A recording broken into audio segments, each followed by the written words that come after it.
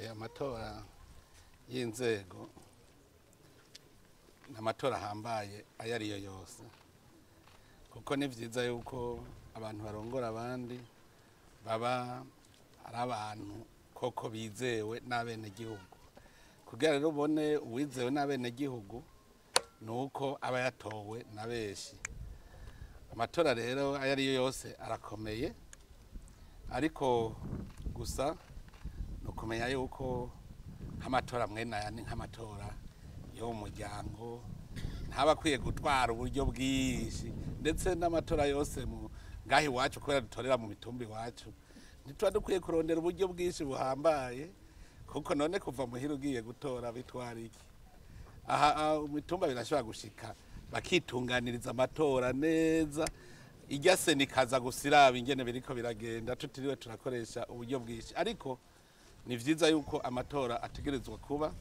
kugira ngo turongorwe nabo twitoreye hanyuma igihugu murazi gihera hasi gihera mu muryango. Ku mitumba rero niho hantu hambere herekanira ubutegetsi bw'igihugu. Iyo ku mitumba atabutegetsi bw'igihugu buriho ataburongozi buriho uca usanga abantu baba ubusimbira hamwe umuntu aronesha ntagire ubuvuga umuntu kuko murazi umuntu ari we wese arikunda nico gituma haba umuntu nawe azaramama akumvikanisha abantu batase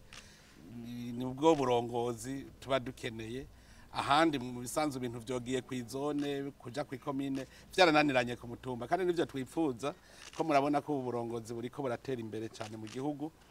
Murabona ko abantu bose bakeye mu maso mu bijanye no kurondera indongozi rero ni vyiza ko abatorwa bashasha